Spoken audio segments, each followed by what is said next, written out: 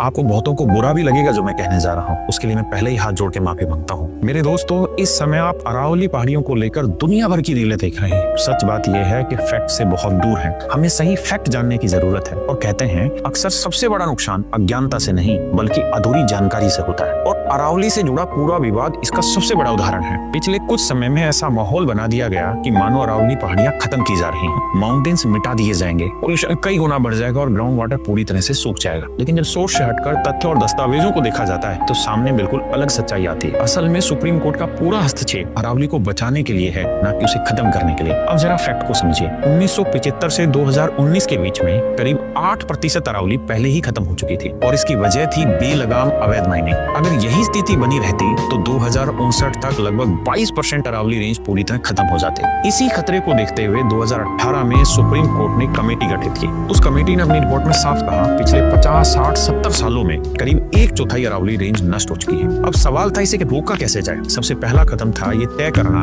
कि अरावली की स्पष्ट और वैज्ञानिक परिभाषा क्या हो। यहीं से गलतफहमियां फैलाई गई और फेक नैरेटिव खड़ा कर दिया गया। कहा गया कि राजस्थान सरकार की 2002 की स्टडी जो 2006 में लागू हुई, उसके मुताबिक सिर्फ 100 मीटर से ऊपर की पहाड़ियां ही अरावली हैं और बाकी इलाकों को माइनिंग के लिए खोल दिया जाएगा, जबकि हकीकत इससे बिल्कुल उलट है। 100 मीटर वाली परिभाषा सिर्फ जियोलॉजिकल क्लासिफिकेशन के लिए थी, न कि संरक्षण खत्म करने के लिए। बाकी क्षेत्र पहले भी संरक्षित थे और आज भी हैं। अरावली सिर्फ राजस्थान तक सीमित नहीं है, ये गुजरात, हरियाणा और दिल्ली तक फैली हुई है। इसलिए जरूरी था एक कॉमन और यूनिफॉर्म फ्रेमवर्क तैयार किया जाए। इसी वजह से सुप्रीम कोर्ट ने फैसला लिया एक टेक्निकल टीम बनाई जाएगी जो गुजरात से राजस्थान तक पूरी अरावली रेंज का अध्ययन करेगी, और उसके बाद ही तय होगा कि कहाँ माइनिंग संभव है और कहाँ पूरी तरह प्रतिबंध रहेगा। तब तक के लिए सभी प्रकार की माइनिंग पर पूरी तरीके से स्टे लगा दिया गया। यहाँ तक कि 100 मीटर से नीचे के क्षेत्र और 2 अरावली पहाड़ियों के बीच 500 मीटर का इलाका भी पूरी तरह से सेफ जोन रहेगा। ये फैसले सिर्फ पर्यावरण को बचाने के लिए नहीं है, बल्कि उन ईमानदार अधिकारियों की सुरक्षा के लिए भी है जिन्होंने अवैध माइनिंग के खिलाफ लड़ते हुए अपनी जान तक गंवा दी। 2022 में हरियाणा में नूह डिस्ट्रिक्ट में डीएसपी सुरेंद्र सिंह जी अवैध खनन रोकते हुए ट्रक से कुचल कर मार दिए गए। 2015 में करीबन 200 हथियारबंद लोगों ने सरकारी अधिकारियों पर हमला किया जो अवैध माइनिंग की जांच कर रहे थे। 2024-25 में माइनिंग के लिए इलाकों को विस्फोटकों से उड़ाया गया, जिससे स्थानीय लोग घायल हुए और घर तक क्षतिग्रस्त हो गए। इन सब घटनाओं को रोकने के लिए एक स्पष्ट, मजबूत और वैज्ञानिक परिभाषा जरूरी थी, ताकि अरावली को गुजरात, राजस्थान, हरियाणा और दिल्ली हर जगह बचाया जा सके। क्योंकि अरावली से पर्यावरण का मुद्दा नहीं, अरावली भारत की पहचान है, और यही बात हमें हमेशा याद रखनी चाहिए। आज सुप्रीम कोर्ट और सरकार का कदम हमें एक साफ सीख देता है, चाहे टीवी मीडिया हो, प्रिंट मीडिया हो या सोशल मीडिया,